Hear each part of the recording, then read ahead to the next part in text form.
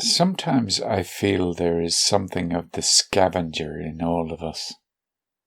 Over the years, many times I have occasion to walk alone along a beach. Sometimes I would walk the shoreline, checking to see if sprats had been chased ashore, a good time to fish when the tide is right. If a calm sea, smooth as glass, search for flat skimming stones to skip across the water. Following a rough sea or an ebb tide, check the high tide mark for something new washed up, an interesting log or firewood, sometimes just to look at or inspect. Who knows what would be washed up on a beach? It is not that strange to think that there may be a human body washed ashore or bobbing in the water. I've never come across one, but I did come across a large pig once. The head and torso were intact. The fish had started from the rear and eaten most of the lower half.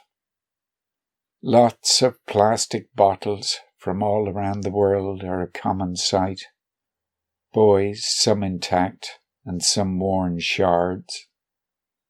Corks and floats, netting and rope, rotting seaweeds, fence posts, tires, planks, iron and rusted car parts, broken kids' toys, old bed frames, misshapen concrete blocks and bricks, washing machines and cookers, all the flotsam and jetsam of human waste can be found on the shoreline.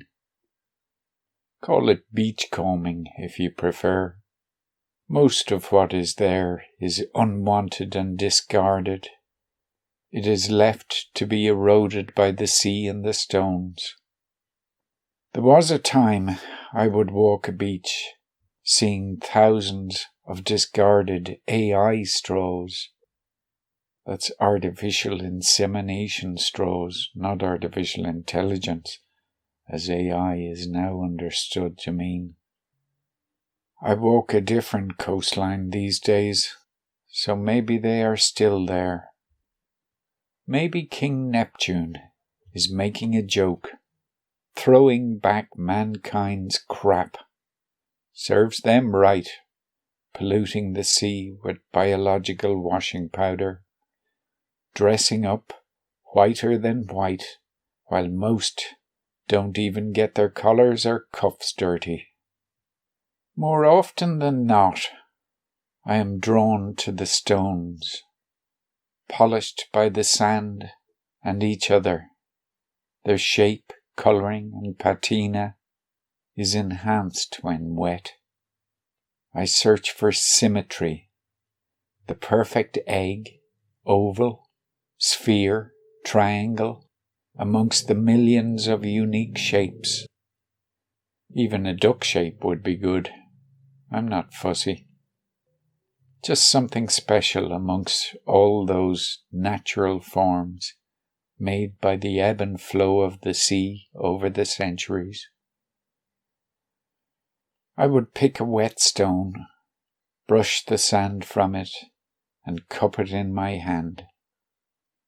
A closed fist will comfortably hold a good stone with no effort.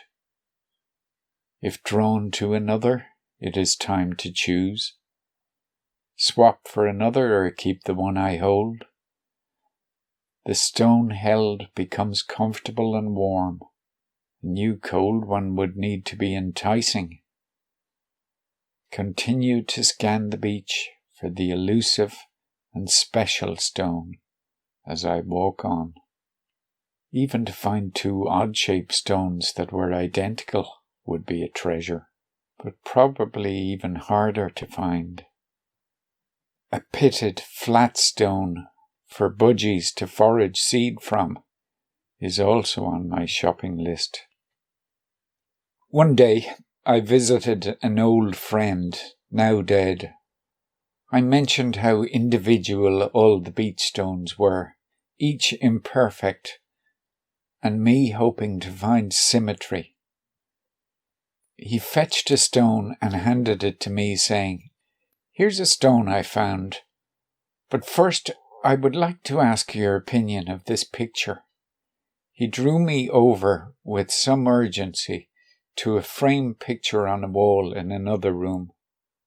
It was a print of a photograph of a steamship, an old ocean liner suitable to cross the Atlantic. He wanted to know if I could place when the photograph was taken. There were people posing on the ship for the photo. The women in long dresses covering their ankles. Well-to-do people dressed as ladies and gentlemen rather than men and women. I supposed people dressed in all their finery when on docked steamships in those days, akin to nowadays at the opera or a concert hall. Hair permed and dressed in all their finery, the overpowering smell of makeup and perfume. I figured the picture must have been from the early 1900s, but I couldn't volunteer any more supposition than that. I wouldn't have known enough about steamships and the number of funnels to offer any insights to the era.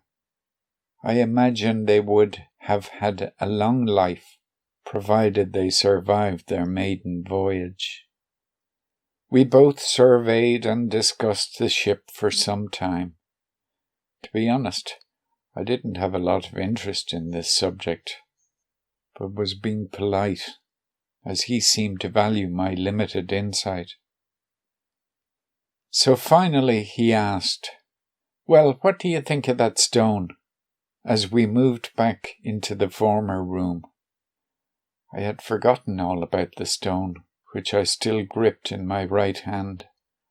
I raised my arm and opened my hand to look upon the stone I had been clutching and caressing.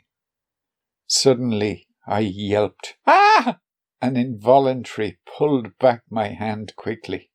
The stone crashed to the concrete floor, but neither were damaged. Although my friend had a big belly, he was doubled over in fits of uncontrollable laughter.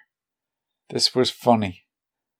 I never got to ask him if I was the first person he had played this trick on.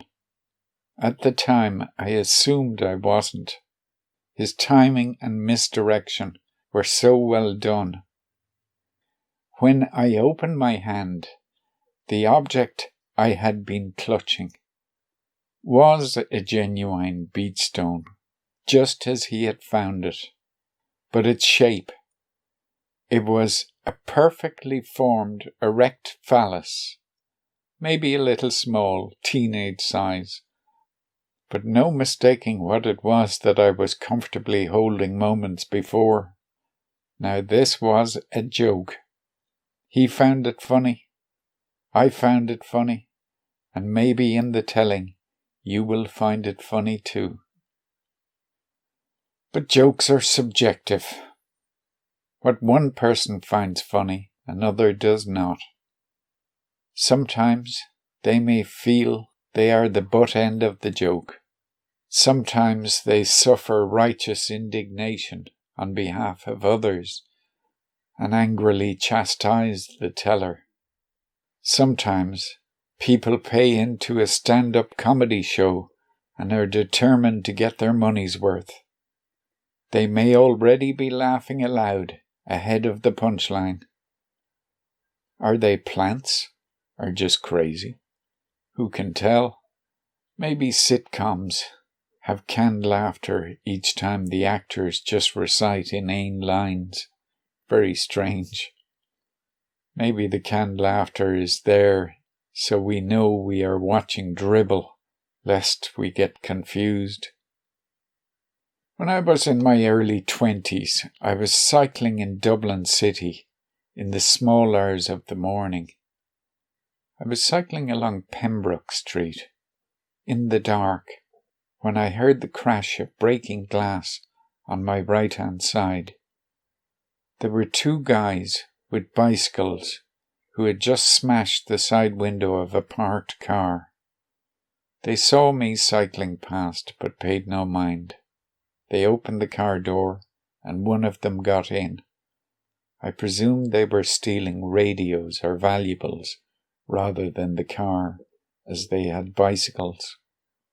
I didn't look back to see if the other cars parked all along the road had broken windows, just cycled on as if oblivious to what I had just witnessed. I turned right on Leeson Street and onto Stephen's Green. At Stephen's Green, there was a squad car with 4 cops in it, held at the lights perpendicular to me. I instinctively straddled up beside the car and knocked at the rear left window. The cop there looked at me and rolled down the window to see what I wanted. I told him there were 2 guys on the next parallel street breaking into cars. He stared into my eyes for some time without speaking. Then he said, "Fuck off with yourself and mind your own business." The other 3 cops burst out laughing. This guy maintained his intimidating stare at me as he rolled up his window, a grin appearing on his mouth at the approval of his colleagues' laughter. Then the lights turned green and the car moved on. It is funny, all the signs were there that these tools of the state would exhibit this behaviour. The country was rotten then too, but with a young head I would have assumed it was just a few bad eggs. Nevertheless, I would not have much inclination to report misgivings to the police from that day on. Crime is a business, and both sides share in the spoils. Tango, tango, tango, cha-cha-cha. Cops and robbers, 2 sides of the same coin. But which side has the greater interdependence on the other?